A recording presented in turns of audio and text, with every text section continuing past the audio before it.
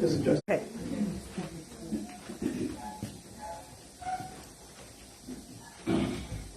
Shabbat Shalom. As many of you know, I'm recovering from a dreadful illness that many of us have suffered. But if my voice becomes a little rough, just let me know. You signal me. I'll know to take care of it. By now, we all have removed the leaven from our homes. At least, as far as we can see. But not all leaven has been removed. Because you see, leaven can also hide as a false story and a mythology in our minds. For centuries, people blamed the Jewish people for the crucifixion of Yeshua, though most of the world prefers his Roman name, Jesus. As many of you have noticed, this week, out of many, many weeks, many years, comes pretty close to matching the timeline of the events in the gospel. Many people have been deceived by an alternative timeline. I would estimate probably 1 to 2 billion people will be celebrating Easter because they've been told that Yeshua rose on a Sunday.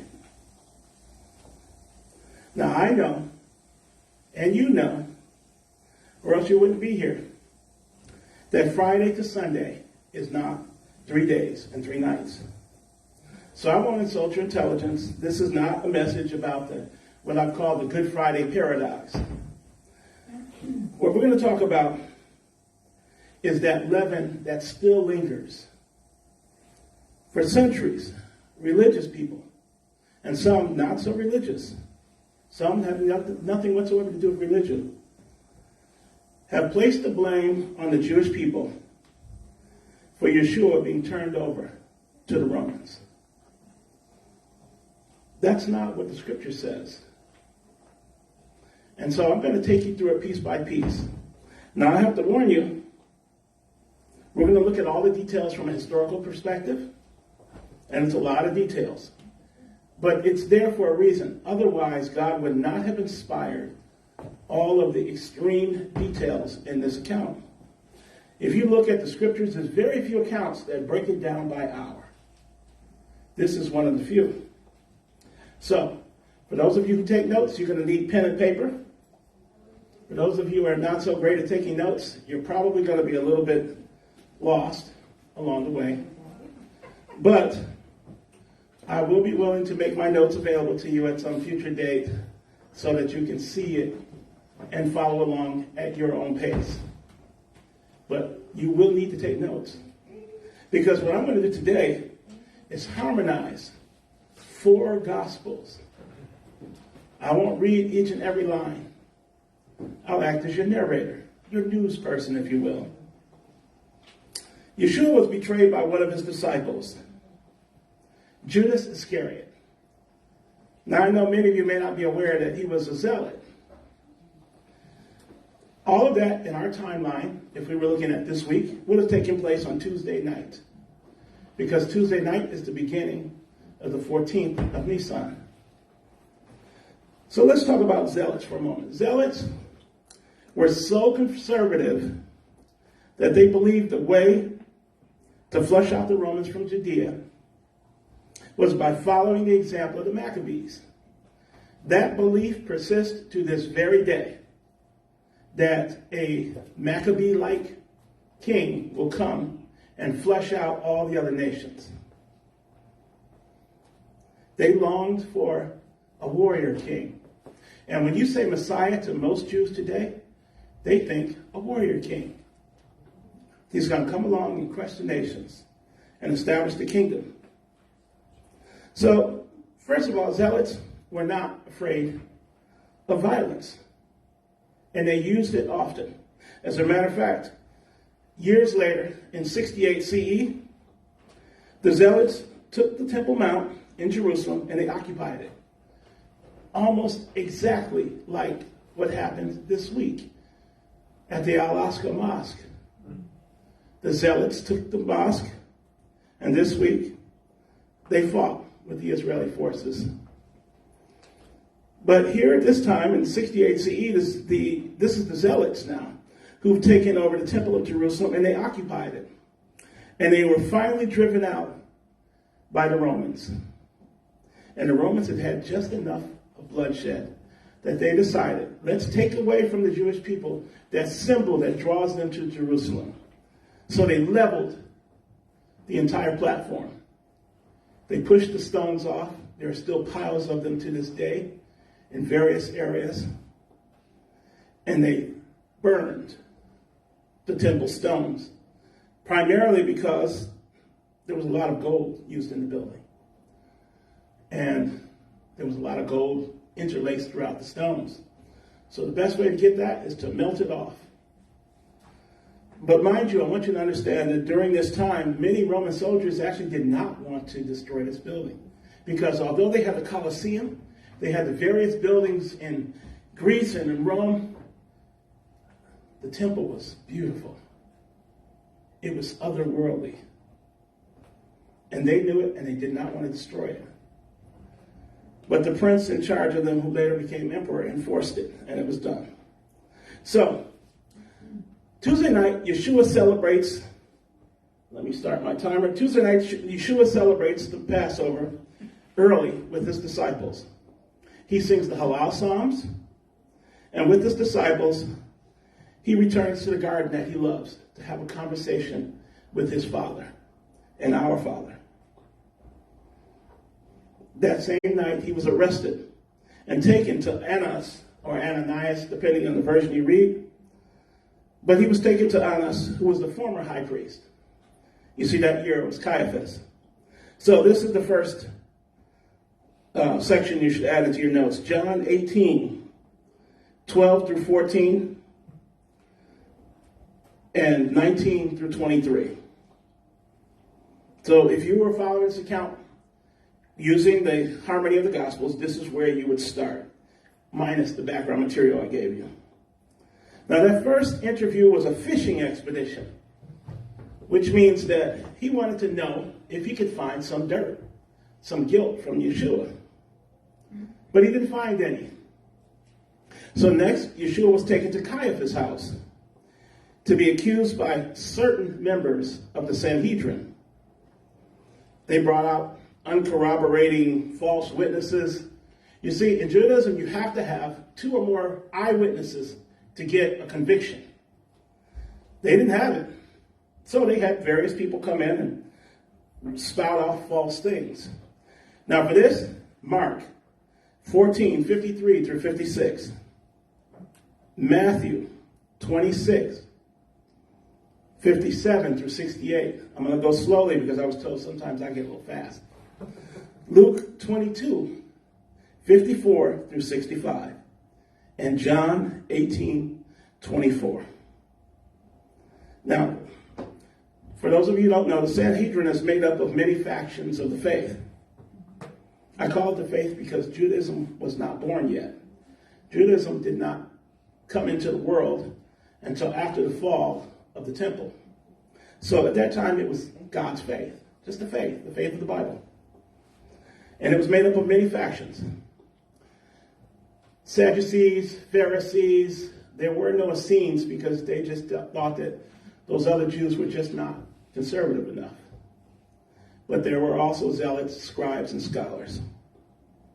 They did not agree. What that means is when they went to their separate homes, they went in clusters. Pharisees did not meet with the Sadducees, and the priests and scribes did not meet with the Pharisees in their homes. They met at I'll give you the location a little later. It's called the Hewn Stone, but it's a building attached to the temple. That's where they formally met. So in Caiaphas' house, Yeshua was beaten and mocked and held until morning. Now you might say, well, why did they do that?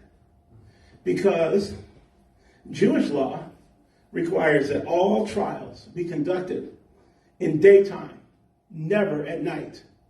And what these priests were doing was illegal.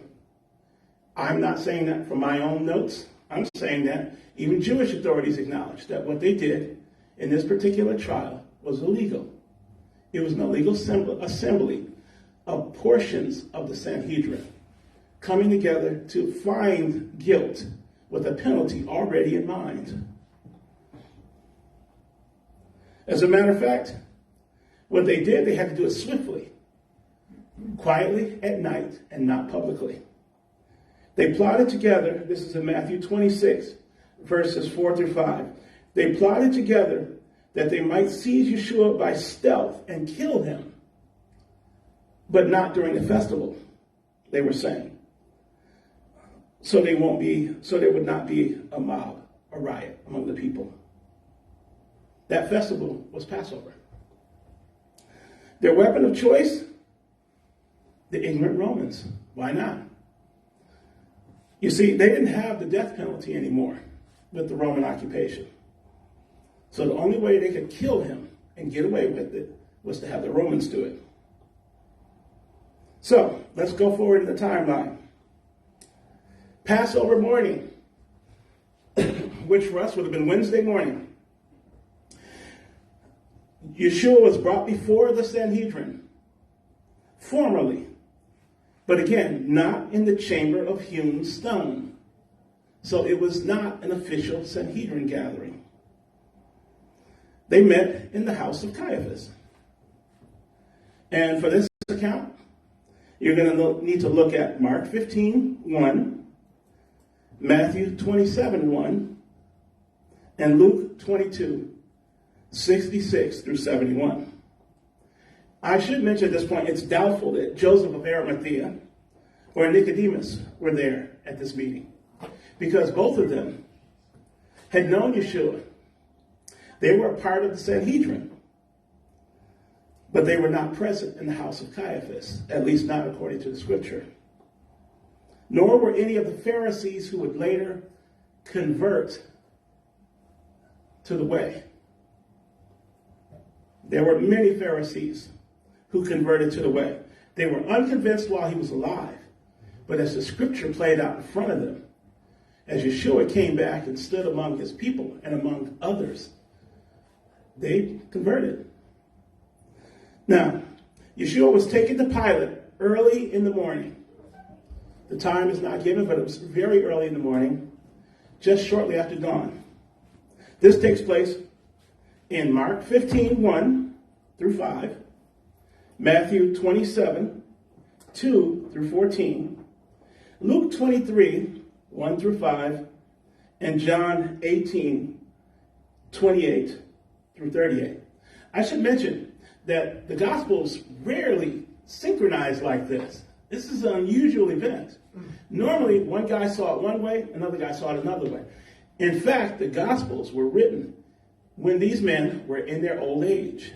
So they were looking back. The fact that they could synchronize like this without seeing each other's account is amazing. It's also very spiritual. So, Pilate, as you know, was a Gentile. And if you read the account, you'll notice that the high priest and the soldiers who brought Yeshua to his palace couldn't go in. They didn't go past the doorway. Why, you might ask? Well, you see, they needed to eat the Passover that night. And as you hear this story unravel, you'll see what's going on. So they stayed out. They stayed out of the outside of the palace. It was a compound. They stayed on the outside. John makes that statement clear in John 18:28. Now, at this point, you're going to need to shift over to the book of John to get the story, because now he goes into extreme detail. John covers the interview with Pilate. And that's read in John 18:34 through 38.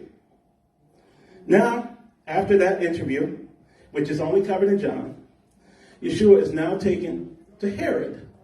And Herod, the reason why they took Yeshua to Herod, for those of you who may not realize this, Yeshua was a Nazarene, which was in the Galilee. And Herod was king of the Galilee. He had jurisdiction. And it just so happens, because Herod was in town for the festival, the Passover festival, he was in Jerusalem. So the guards ushered Yeshua over to Herod. Now Herod was all excited because he was up for a magic show. He thought Yeshua would, throw some lightning out of his hands, do some amazing things. But he was disappointed. And so he sent him back to Pilate. Now, Mark and Matthew touch on this interview, but it is Luke who reports the full account. So you'll need to read Luke 23, 6 through 23. You see how this map is coming out? Some places they cross over. Some places Luke has a little more. John has a little more. Yeshua is next taken to Pilate a second time. Many people get this story mixed up because they have not taken the time to lay the Gospels out and separate them out in time. But now for a second time, Yeshua is brought before Pilate. It's still Wednesday morning for us. It's the 14th, and it's still Wednesday morning. Mark 15, 6 through 15. Matthew 27, 15 through 26. Luke 23, 13 through 26. Keep in mind, this is Passover morning. This is Passover morning. Wednesday morning, most of us were getting ready for the Passover, the Seder that night. In the same way, these crooked, corrupt, I don't know where that came from, these crooked, corrupt priests were plotting to kill Yeshua on the same day that the rest of the nation was preparing for the Seder. And I say this because religious Jews have been blamed for the crucifixion, but they are not guilty. Let's make a distinction at this point, okay? Most religious Jews, just like you on Wednesday, were preparing for the Seder at home. The head of households, they were taking a lamb to the temple to be offered as a sacrifice. That meat would have been brought back to the Seder, and they would have eaten it that night. So most of the women and the children of the religious Jewish families were in their homes preparing for the Seder on the 14th of Nisan. The head of households, the men, were going off to the temple. So, but in the story we read, all of these Jewish people were there. Who were they? Okay, so let's talk about them. Who was at Pilate's palace calling for the death penalty? Well, let's go over the group. There was the high priest and his cadre on the outside stirring up trouble, outside of the compound. There was a small segment of the Sanhedrin, scholars and scribes, outside of the compound, also stirring up trouble. But then there was a large group of secular Jews. They did not keep the feast, and they had no problems entering a Gentile's Roman palace on the 14th. Because remember, everybody else who's a religious Jew cannot go into the home of a Gentile, definitely not on Passover. So these were secular Jews. Now, how do I know that these people are not religious? Well, I'm going to give you some markers, 3 things in particular. Instead of celebrating Passover, they were on Gentile grounds for sport. Did you notice that mob was awfully unique? If you step back from the scriptures and you read it, this was a mob of people, non-secular, who were at the palace of Pilate looking for sport. They loved a good fight. They loved a good killing. They screamed for the release of Barabbas, or Barnabas in some versions. He was their champion thief and vagabond. They wanted to make sure that he got free so he can go out and do some more evil. They cried out that if Yeshua is released, that Pilate was no friend of Caesar. Let that sink in for a moment. No religious Jew would have said that. They have one God, one king, and he's in heaven. It is not Caesar. Lastly, they cry out for crucifixion, which is in no way is crucifixion Jewish. We know from the Mosaic law that when God says to execute someone, he means that they be stoned, not hung up on a stake and bled out and strangled to death after a gruesome beating. That is not Jewish. Therefore, these people who were standing and screaming this, and the high priest who were stirring them up, were not religious Jews. For centuries, people have blamed religious Jews for the crucifixion. When they were at home on Passover, and the heads of households, as I said earlier, were preparing lambs in the temple for the Seder that night. Over the centuries, millions of Jews were attacked, not just in Jerusalem, all over the world. They were attacked, expelled from their homes, their property taken, killed and massacred for a crime they did not commit. In fact,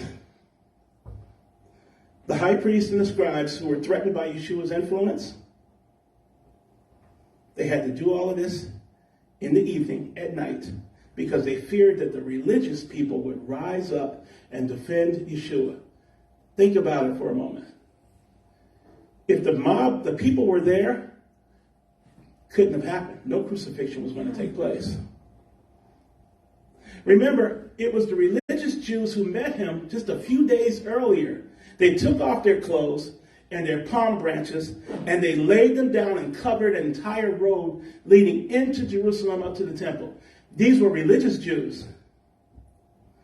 They were screaming, Hoshiana, to Ben David, Baruch haba b'shem Adonai. Blessed is he who comes in the name of the Lord. Hoshiana in the highest. This was Matthew 21, 8 through 9. These were religious Jews laying their clothes down so that Yeshua could walk on them riding a colt and a donkey. They would have fought for Yeshua if they knew what was going on that day.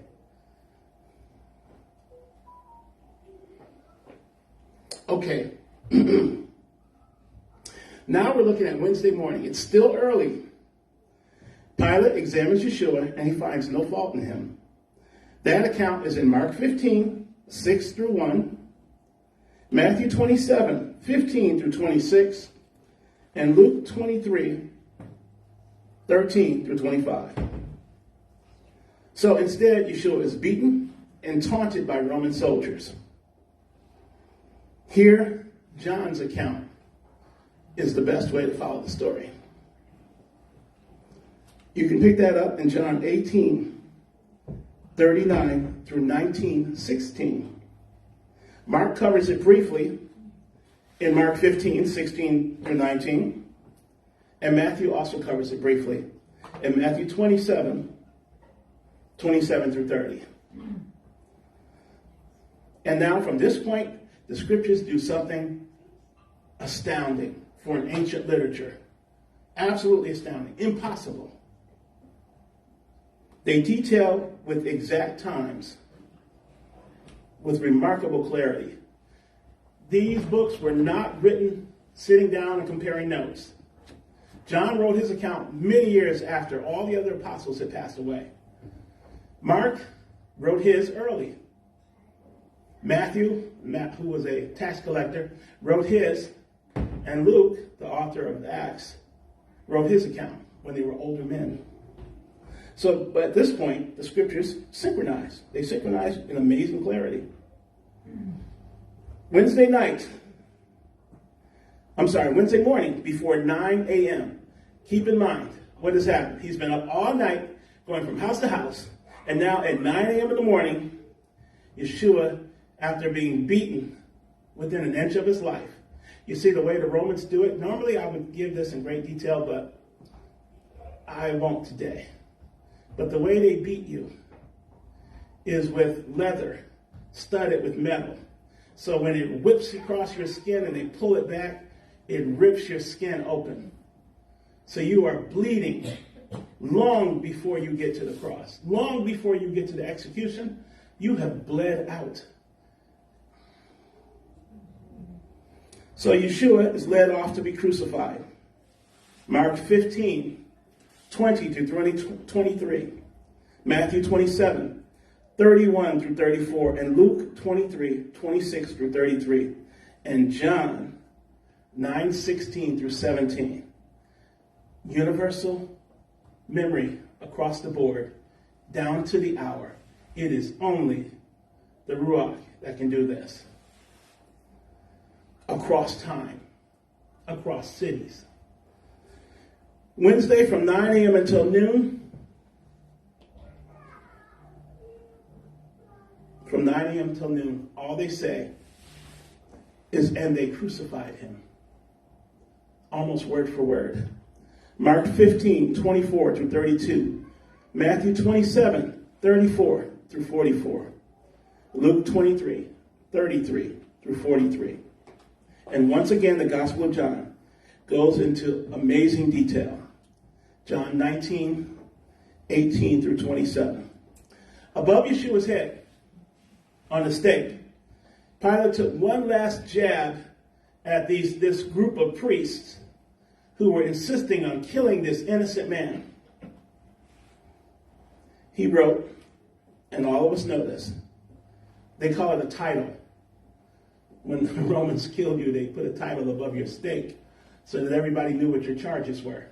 It was always done in a public place. And this time, it was done just outside Jerusalem. But the way the Jerusalem that we remember, that we see now, is gigantic. Back then, it was much smaller. So this hill would actually be within the limits of the Jerusalem today. But he was not far from the temple, not very far at all. Here, on this stake, above his head, written in Greek, Latin, and Hebrew. By the way, it's Latin that we get our name Jesus from. Iosus. Iosus, with passage of time and language, changes and becomes Jesus. So to call him Jesus is kind of way off the mark. But it is the words in Hebrew which infuriates these corrupt high priests.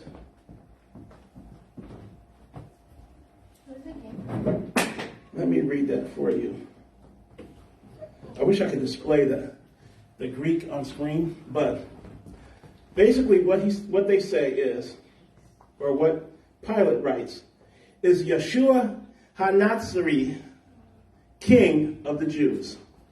John 19:19. Easy to remember. John 19:19. Yeshua Ha-Nazarene, King of the Jews. And this the high priest objected to. They're like, wait a minute, you can't say that Yeshua was the king of the Jews.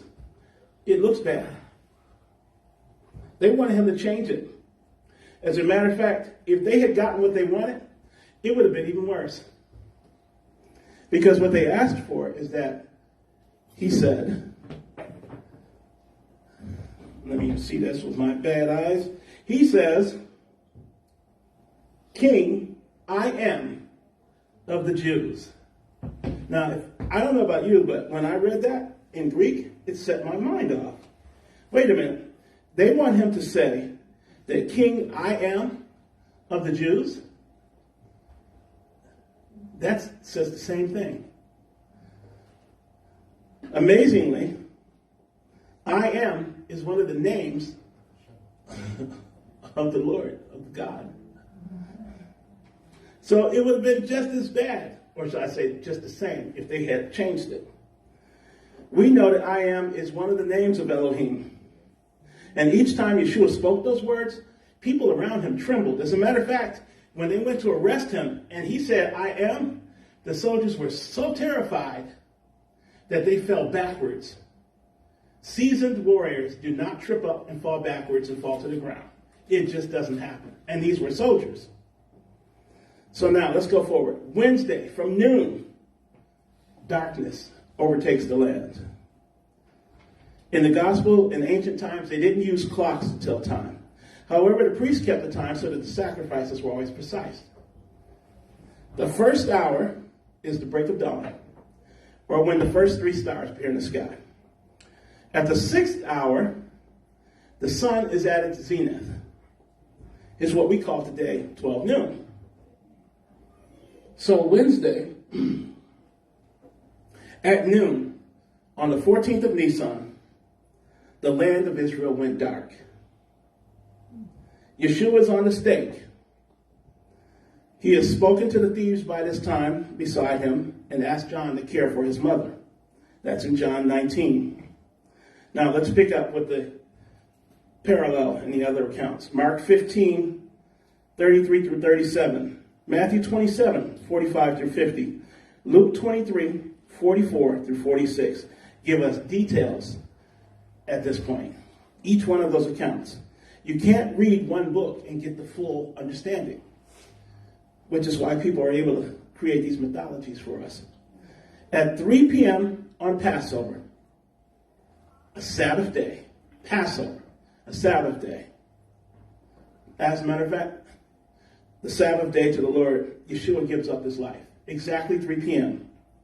And that's Mark 15, 37, Matthew 27, 50, Luke 23, 46, John 19, 30. If you put these accounts together when he breathed his last, what he says is, Father, into your hands I entrust my spirit. It is finished. If you read it in each one of the accounts, you'll get a different message. But the fact is, when you read them all together, you will see, Father, into your hands I entrust my spirit. It is finished. And guess what? At the very moment that Yeshua gave up his life, the heavy curtain in the temple separates. These curtains that cover this type of area are the same type that we use on stages today. They put heavy chains in them, and if you've ever gone to see a live play with a huge curtain veil, you'll see them raise it up on chains, or you'll see it split and part and do all kinds of fancy things. This is pretty much the same weight.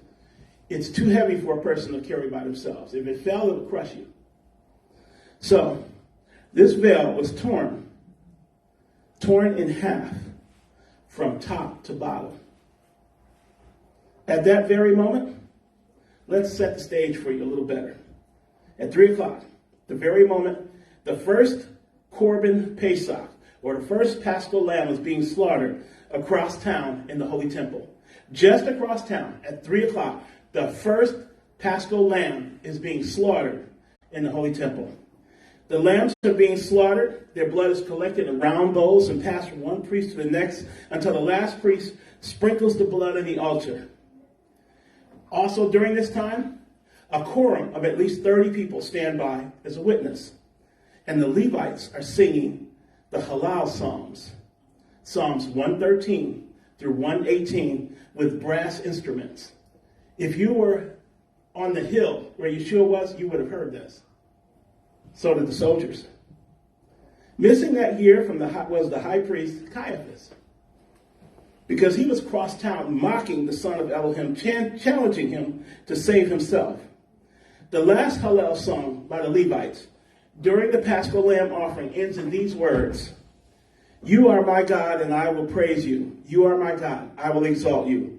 Praise Adonai, for he is good, for his loving kindness endures forever. Psalm 118, the last two verses, 28 through 29.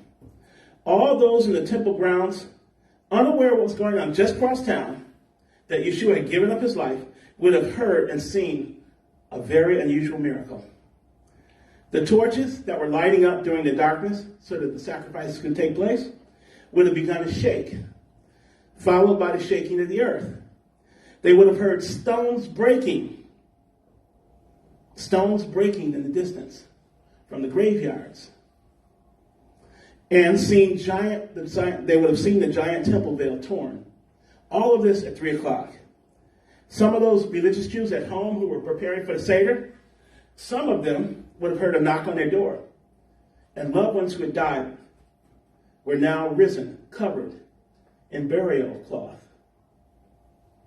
You see, at the moment that he gave up his life, death was defeated, and people who had been in the grave, who were believers, came up out of the grave.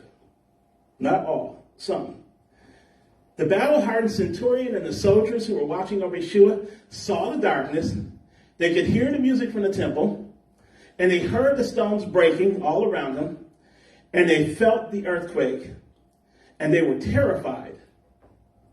In Matthew 27:54, now the centurion and those with him keeping guard over Yeshua, when they saw the earthquake and what was happening, they became terribly frightened and said, this really was the Son of God.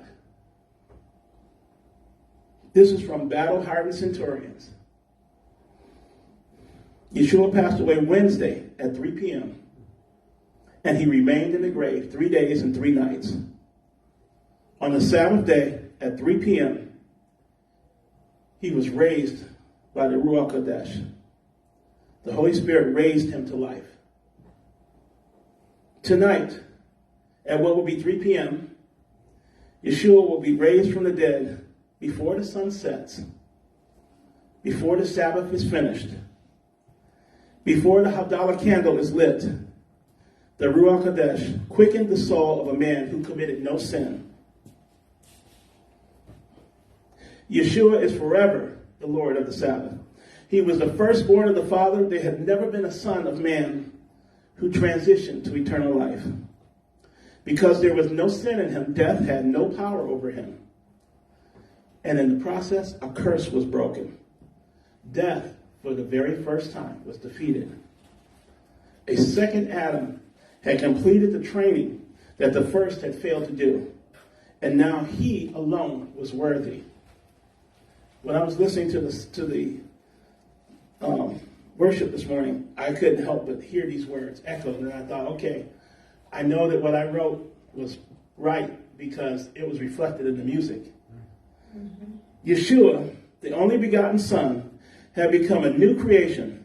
And there was now established for the first time the kingdom of the living Elohim on earth. And nothing and no authority can stand against the king of the kingdom of Elohim.